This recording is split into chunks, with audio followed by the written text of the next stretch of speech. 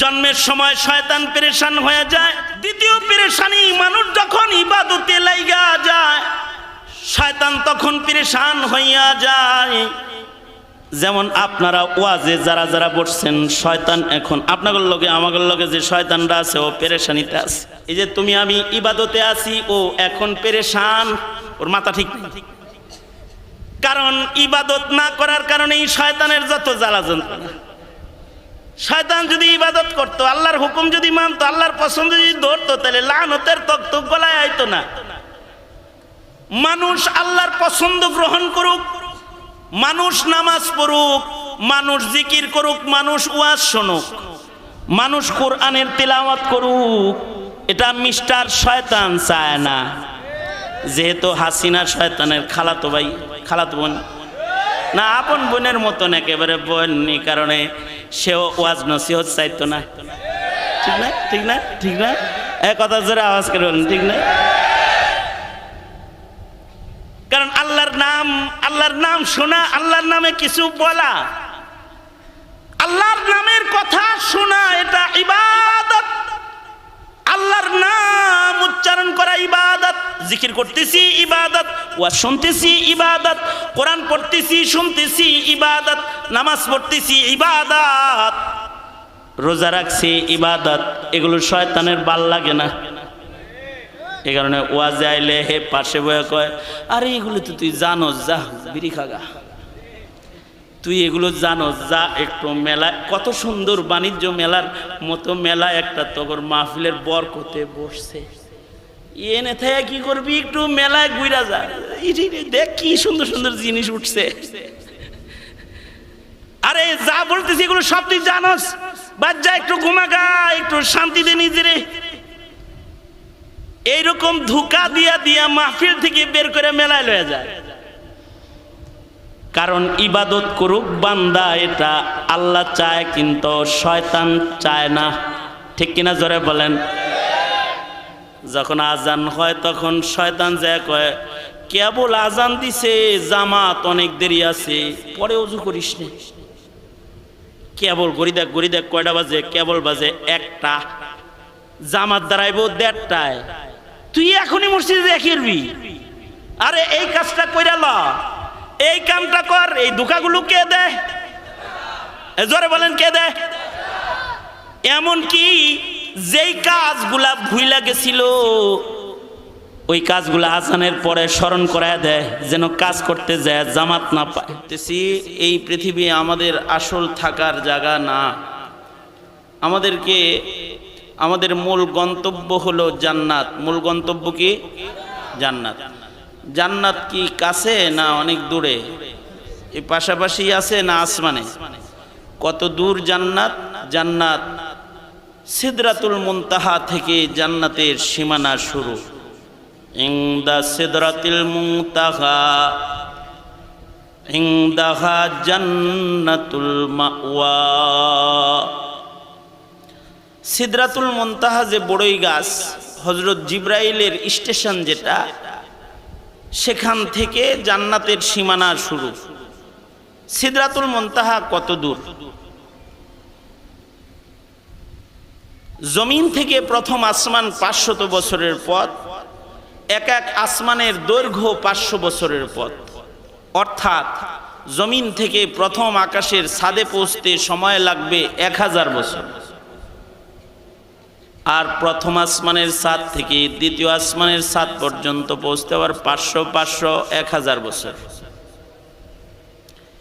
এইভাবে সপ্তাকাশ পর্যন্ত পৌঁছতে 7 আসমানের উপরে মসজিদ আল বাইতুল মামুর,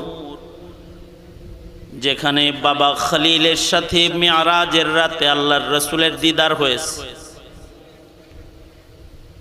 এই বাইতুল মামুর পর্যন্ত পৌঁছতে 7000 বছরের পথ। জমিন থেকে বাইতুল মামুর 7000 বছরের দূরত্ব। ফেরেশতাদের কিবলা আসমানের মসজিদ বাইতুল মামুর, মিডল পয়েন্টে অবস্থিত। জমিন থেকে বাইতুল মামুর যত দূর, বাইতুল মামুর থেকে সিদরাতুল মুনতাহা আবার অত দূর। আল্লাহু আকবার। তার মানে হলো সিদরাতুল মুনতাহা জমিন থেকে 7 দুগুণে 14,000 বছরের সফরের দূরত্ব। আর এই সিদরাতুল মুনতাহা থেকে জান্নাতের সীমানা শুরু। জমিন থেকে সিদরাতুল মুনতাহার সীমানার ওই জান্নাত পর্যন্ত পথ চলতে রাস্তার মধ্যে দুশমন আছে, নিরাপদ পথ নয়। আমরা নিরাপদে আল্লাহর জান্নাতে যাব, কেউ বাধা দিবে না এমন নয়। আমরা যেন জান্নাতে যাইতে না পারি, এই লম্বা পথে কিন্তু আমাদের দুশমন আছে। দুশমন চায় আমরা যেন জান্নাত পর্যন্ত পৌঁছে না যাই। ইবলিস শয়তান দুশমন হিসাবে রাস্তায় আছে। মানুষের 2টা দুশমন জান্নাতে যাইতে। আমাদের এক বুজুর্গ বলেন, কে বলেছে 14,000 বছরের পথ জান্নাতে যাইতে? তাহলে কত পথ? জান্নাত মাত্র 2 কদম। মুমিন 2 কদম বাড়াবে, 3য় কদম আল্লাহর জান্নাতের গেটে যায় পড়বে। তবে শর্ত হইল এই 2 কদম 2 শয়তানের ঘাড়ের উপরে রাখতে। 2টা দুশমন আছে। একটা দুশমন হলো শয়তান দুশমন, আর একটা দুশমন হলো নফস দুশমন।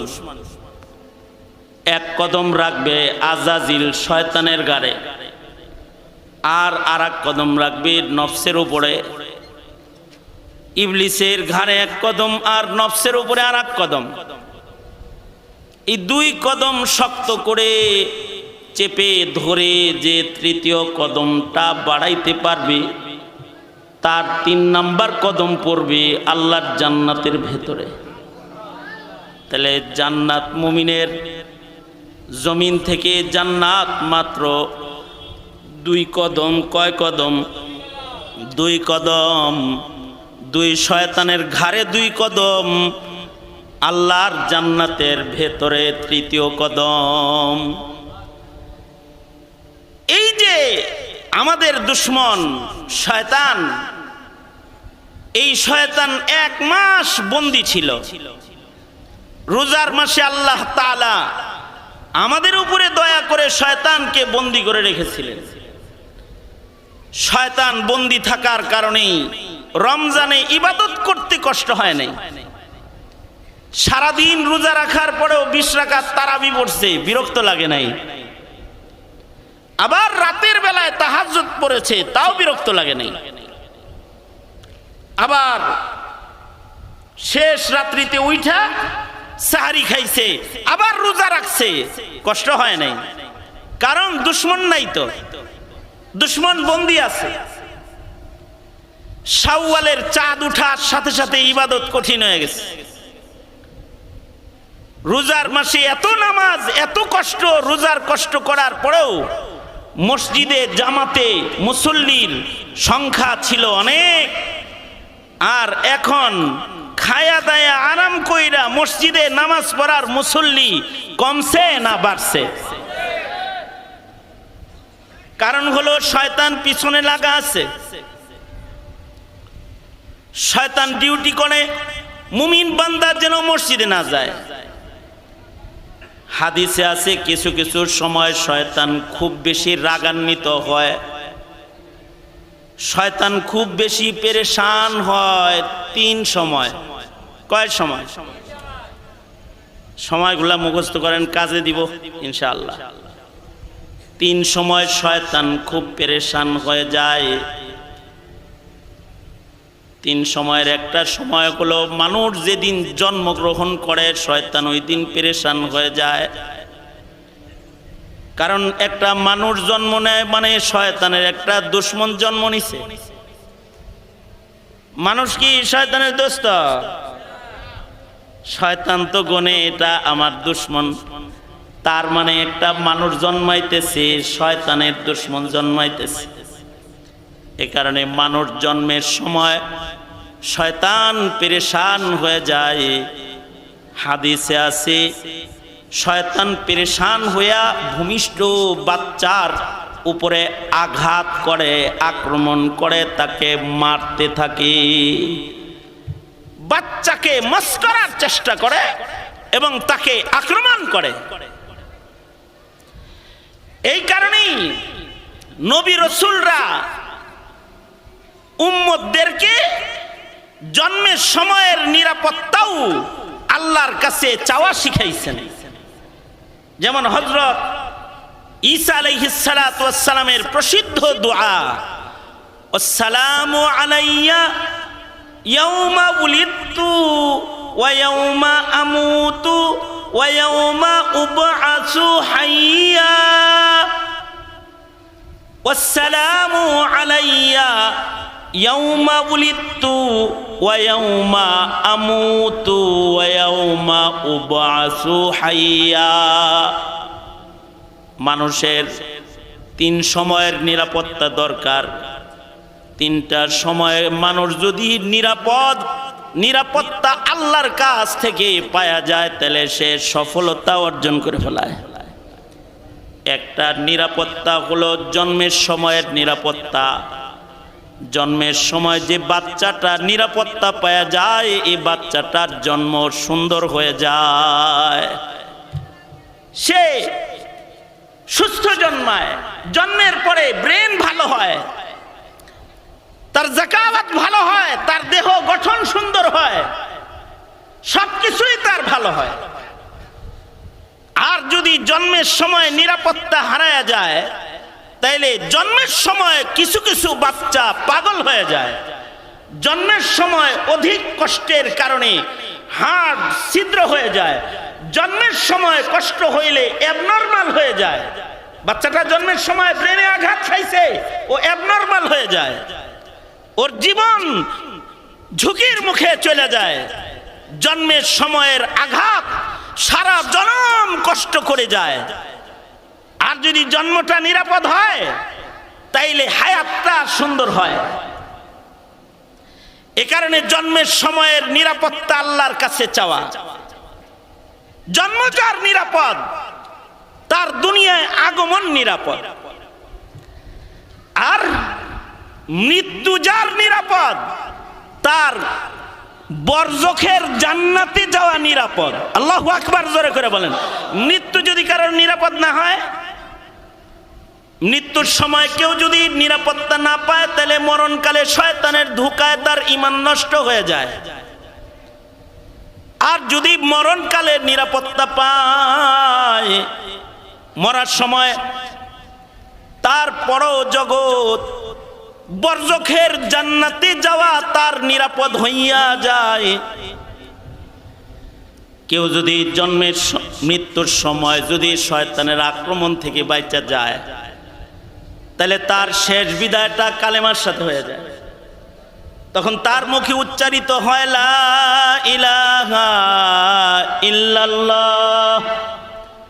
আর যার মুখে মরণকালে উচ্চারিত হয় লা ইলাহা ইল্লাল্লাহ, দাখালাল জান্নাহ, সে আল্লাহর জান্নাতে চলে যায়। মরণের সময় যাদের নিরাপত্তা হয়, তারা কালেমা পড়ে এবং তারা সোজা আল্লাহর জান্নাতে চলে যায়। 80 বছর ইবাদত করেছে, কিন্তু জন্মের দিন ইবলিসের ধোঁকা, মৃত্যুর দিন ইবলিসের ধোঁকায় পড়ে গেছে। তো ইবলিসের আক্রমণে বেঈমান হয়ে কবরে চলে যায়। 80 বছরের বন্দিগি নষ্ট হয়ে যায়। আর 80 বছর নাফরমানি করেছে, কিন্তু মরণের আগে ইবলিসের ধোঁকার থেকে বাইচা যায়। তাকওয়া জাগ্রত হয়ে যায়, মুখে কালিমা বের হয়ে যায়। তো খাতেমা বিল খায়ের হইলে, বিদায় সুন্দর হইলে, মরণকালে গুনাহগার হওয়ার পর আল্লাহর জান্নাতে চলে যায়। আল্লাহু আকবার, জোরে করে বলেন। এটা আল্লাহর দান। এ কারণে এই নিরাপত্তাও আল্লাহর কাছে চাইতে হয়। কারণ জন্ম থেকে মরণ পর্যন্ত শয়তান মানুষের পিছনে লাইগা রয়। আর আরেকটা নিরাপত্তা হলো হাসরের দিনের নিরাপত্তা। হাসরের ময়দান যেদিন শুরু হবে সেদিন কিছু মানুষের অবস্থান নিরাপদ হবে। মনে করেন আরশের ছায়ার নিচে জায়গা পাবে, আল্লাহর রহমতের ছায়ায় দাঁড়িয়ে যাবে, হাউজে কাউসার কাছাকাছি হবে, আমল নামাটা ডায়নাতে পেয়ে যাবে, নবীজির শাফাআতটা তরিত তার কাছে এসে যাবে। আল্লাহু আকবার। মানে হাসরের অবস্থান তার নিরাপদ। যাদের হাসরের অবস্থান নিরাপদ তাদের হিসাব সহজ, তাদের জান্নাতে ঢোকা নিরাপদ। এ কারণে হাসরের ময়দানে অবস্থান সুন্দর যেন হয় সেই মেহনত করা, আর আল্লাহর কাছে বলা, আল্লাহ আপনি আমাকে নেককারদের সাথে হাসর করে দিয়েন, আল্লাহ আপনি আমাকে ইমানের সাথে মৃত্যু দিয়েন, আল্লাহ আপনি আমাকে আল্লাহওয়ালাদের সাথে হাসর করে দিয়েন। এই যে ওয়াজ করতেছে কেউ, আপনারা শুনতেছেন, আলেমদের সাথে যে আপনাদের একটা মোহাব্বত, এই মোহাব্বতটুকুন যদি আল্লাহর কাছে কবুল হইয়া যায় তাহলে রাসূল বলেছেন তার হাসর সহজ হবে। আল মারউ মা মান আহাব্বা, যার সাথে যার মোহাব্বত তার সাথে তার কিয়ামত হয়ে যাবে। যদি এটা কবুল হয় আর আলেমদের সাথে যদি হাসরের মাঠে দাঁড়ান যায় তাহলে অবস্থান নিরাপদ হয়ে যাবে। নামাজ পড়ছে, মসজিদে ঝুলন্ত থাকছে কালব, তো আরশের নিচে জায়গা পাওয়া গেছে, কালবুহু মুআল্লাকুন বিল মাসাজিদ, অবস্থান নিরাপদ হয়ে যাবে। নিজের যৌবন, শাবুন নাশা ফি ইবাদাতিল্লাহ, যৌবনের শক্তি নৌকা ধানের শীষ আর প্রচলিত রাজনীতি করে জিন্দেগি বরবাদ করার জন্য যৌবন ক্ষয় করে নাই, আল্লাহর দ্বীনের জন্য যৌবনকে খরচ করেছে। অবস্থান নিরাপদ হয়ে যাবে, আরশের নিচে আল্লাহর রহমতের ছায়ার নিচে দাঁড়ায় যাবে। আল্লাহু আকবার কবীরা। এই অবস্থান নিরাপদ হইলে জান্নাতে যাওয়া নিরাপদ হয়ে যাবে। এই কারণেই হযরত ঈসা আলাইহিস সালাতু ওয়াস সালাম, হযরত ইয়াহইয়া আলাইহিস সালাতু ওয়াস সালাম দোয়া করছেন, আল্লাহ মরণের নিরাপত্তা, হাসরের নিরাপত্তা তোমার কাছে কামনা করি, দোয়া করছেন। যাই হোক, এটা আমার আজকের আলোচনার সাবজেক্ট না, সংক্ষেপে এই তিন কথা বলে দিলাম। আমি যেটা বলতে চাই সেটা হলো, শয়তান তো সারা পাইছে, শয়তান পেরেশান হয় তিন সময়ে। কয় সময়ে? তিন সময়ে। দোনা তোমরা তোলেন, ওয়াজ যে শুনতেছেন এটা বোঝা দরকার আমার। রাগ হয়েছেন? রাগ হয়েন না, আবার সোজা করেন, সোজা করেন, সোজা করেন, সোজা করেন, নাড়াচাড়া দেন, নাড়াচাড়া দেন। এই তো আপনারা জাগনা আছেন, জোরে আওয়াজ করে বলেন আল্লাহু আকবার। এই যে আপনারা আল্লাহু আকবার বললেন না, এটা আল্লাহর খুব ভালো লাগছে, কিন্তু শয়তানের আল্লাহু আকবার খুব অপছন্দ। হ্যাঁ, শয়তান আল্লাহু আকবার শুনতে পারে না। এ কারণে আজান শুরু হয়ে গেলে শয়তান দৌড়ায় ভাগে, হে আল্লাহু আকবার শুনতো না। মানুষ শয়তান যেগুলো, ওদেরও আল্লাহু আকবার ভাল লাগে না, ওদের গাঞ্জার কলকি ভাল লাগে, শয়তানি ভাল লাগে, আল্লাহু আকবার ভাল লাগে না। সোজা করেন, কষ্ট দিয়ে লই ভালো করে, সোজা সোজা। হ্যাঁ, জোরে আওয়াজ করে বলেন আল্লাহু আকবার, আরো জোরে করে বলেন আল্লাহু আকবার। হাত নামান। আশা করা যায় আল্লাহু আকবারের ধ্বনি যদ্দূর গেছে শয়তান অদ্দূর দূরে চলে গেছে, কিন্তু আবার কিন্তু কাছে এসে বসছে। হাদিসে আছে যখনই আজান হয় তখন শয়তান দূরে চলে যায়। এ কারণে আজানে যখন আল্লাহর নাম লয় শয়তান তখন দৌড় দেয়। এই জমানায় এখন তো মাইক দিয়ে আজান হয়, অনেক দূরে যায় আওয়াজ, কিন্তু আশ্চর্য আজান ছিল পূর্বের যুগের। বেলালের আজানে কোনো মাইক ট্যাক কিছু ছিল না। সুবহানাল্লাহ বলার লেগে রেডিওয়ে বসেন, আমি একটা খবর শোনাই, ভালো করে একটা সুবহানাল্লাহ বললেন। সেটা হলো হযরত বেলাল যে আজান দিত মাইক ছাড়া, ওনার কণ্ঠে আল্লাহ তাআলা এই পরিমাণ কুওয়াত ও কারামত রেখেছিলেন যে হযরত বেলালের মাইক ছাড়া আজানের আওয়াজ মাত্র 36 মাইল দূরে যাইত। আপনারা কত ভালো দেখছেন, কি সুন্দর সুবহানাল্লাহ কইলেন। উনি কি মাইক দিয়ে দিত আজানটা? হযরত বেলালের আজান 36 মাইল দূরে চলে যেত, আর আজান শুরু হয়ে গেলে শয়তান 36 মাইল দূরে চলে যেত। কারণ হলো শয়তান মানুষ যখন ইবাদতের প্রস্তুতি লয় আর ইবাদত করার জন্য দাঁড়ায়া যায়, শয়তান পেরেশান হয়ে যায়। এটা শয়তানের দ্বিতীয় পেরেশানি। 1 নাম্বার পেরেশানি কি বলছি? জন্মের সময়। কারণ শয়তানের দান্দা হইল আমার একটা দুশ্মন দুনিয়া আইতেছে, এটা মইরা জায়গা, এটা পাগল হয়ে জায়গা, শেষ বেলায় যায় মার দেয়। জন্মের সময় শয়তান পেরেশান হয়ে যায়। দ্বিতীয় পেরেশানি, মানুষ যখন ইবাদতে লাইগা যায় শয়তান তখন পেরেশান হইয়া যায়। যেমন আপনারা ওয়াজে যারা যারা বসছেন, শয়তান এখন আপনাদের লগে আমাদের লগে যে শয়তানরা আছে ও পেরেশানিতে আছে। হ্যাঁ, তোমার আর আমার সাথে যে শয়তান আছে, এই যে তুমি আমি ইবাদতে আছি, ও এখন পেরেশান, ওর মাথা ঠিক নেই। কারণ ইবাদত না করার কারণেই শয়তানের যত জ্বালা যন্ত্রণা। শয়তান যদি ইবাদত করতো, আল্লাহর হুকুম যদি মানতো, আল্লাহর পছন্দ যদি ধরতো, তাহলে লানতের তক্ত গলায় আইতো না। মানুষ আল্লাহর পছন্দ গ্রহণ করুক, মানুষ নামাজ পড়ুক, মানুষ জিকির করুক, মানুষ ওয়াজ শুনুক, মানুষ কোরআনের তিলাওয়াত করুক, এটা মিস্টার শয়তান চায় না। যেহেতু হাসিনা শয়তানের খালাতো ভাই, খালাতো বোন না, আপন বোনের মতন একেবারে বোননি, কারণে সেও ওয়াজ নসিহত চাইতো না। ঠিক না? ঠিক না? ঠিক না? এক কথা জোরে আওয়াজ করে বলেন, ঠিক না? কারণ আল্লাহর নাম শোনা, আল্লাহর নামে কিছু বলা, আল্লাহর নামের কথা শোনা, এটা ইবাদত। আল্লাহর নাম উচ্চারণ করা ইবাদত। জিকির করতেছি ইবাদত, ওয়াজ শুনতেছি ইবাদত, কোরআন পড়তেছি শুনতেছি ইবাদত, নামাজ পড়তেছি ইবাদত, রোজা রাখছি ইবাদত। এগুলো শয়তানের ভাল লাগে না। এই কারণে ওয়াজে আইলে হে পাশে বয়ে কয়, আরে এগুলো তো তুই জানোস, যা বিড়ি খাগা, তুই এগুলো জানোস, যা একটু মেলায়, কত সুন্দর বাণিজ্য মেলার মতো মেলা একটা তগর মাহফিলের বরকতে বসছে, এনে থেকে কি করবি, একটু মেলায় ঘুরা যা, দেখ কি সুন্দর সুন্দর জিনিস উঠছে। আরে যা বলতেছি এগুলো সব তুই জানোস, বাদ যা, একটু ঘুমাগা, একটু শান্তিতে নিজেরে। এইরকম ধোঁকা দিয়া দিয়া মাহফিল থেকে বের করে মেলায় লয়ে যায়। কারণ ইবাদত করুক বান্দা, এটা আল্লাহ চায়, কিন্তু শয়তান চায় না। ঠিক কিনা জোরে বলেন? যখন আজান হয় তখন শয়তান যায় কয়, কেবল আজান দিছে, জামাত অনেক দেরি আছে, পরে ওযু করিস না।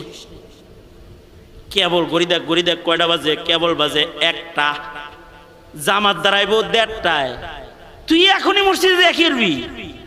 আরে এই কাজটা কইরা ল, এই কামটা কর। এই ধোঁকাগুলো কে দেয়? জোরে বলেন, কে দেয়? এমন কি যেই কাজগুলা ভুইলা গেছিল, ওই কাজগুলা আজানের পরে স্মরণ করায় দেয়, যেন কাজ করতে যায় জামাত না পায়। মানুষ যখন নামাজে দাঁড়ায় যায় তখন আরো স্মরণ করায় দেয়। কারণ মানুষ যখন নামাজে দাঁড়ায়, হাদিসে আছে তার শয়তানটা তার বাম পাশে এসে দাঁড়ায়। আমরা যখন নামাজে দাঁড়াই তখন শয়তানটা কোন পাশে থাকে? বাম পাশে দাঁড়ায় দাঁড়ায় সুন্দর সুন্দর কথা বলতে থাকে, হায় রে তোর কাছে অমুক অমুক টাকা পায়, ভুলে গেছিস নাকি, এগুলা বলতে থাকে। আর ভুলে যাওয়া জিনিসগুলা সব স্মরণ করাইতে থাকে। আল্লাহ তাআলার রহম দয়া কইরা বান্দার ডাইন পাশে একটা রহমতের ফিরিস্তা দাঁড় করায় দেয়, ব্যাকআপ, শয়তানের লগে যুদ্ধ করে যেন বিজয় অর্জন করতে পারে।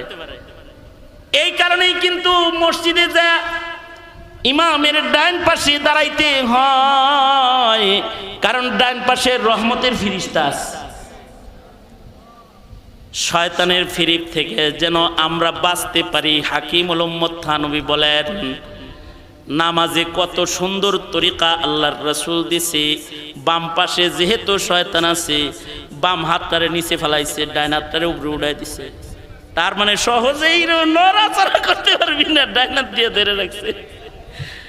আবার বসছে তো বাম পায়ের উপরে বসছে, ডাইন পা খাড়া আছে কিন্তু বাম পায়ের উপরে বসছে, বামটারে চাপটা ধরে রাখছে। তার মানে যেন নড়াচড়া করতে না পারে, কারণ বাম পাশে শয়তান আছে, ডান পাশে রহমতের ফিরিস্তা আছে। নামাজের ভিতরে ডিস্টার্ব দেওয়া শুরু করে, হায় হায় অমুক জিনিসটা ভুলে গেলেন নাকি। যত ভুলে যাওয়া কাম আছে সব নামাজের ভিতরে শয়তান স্মরণ করায় দেয়।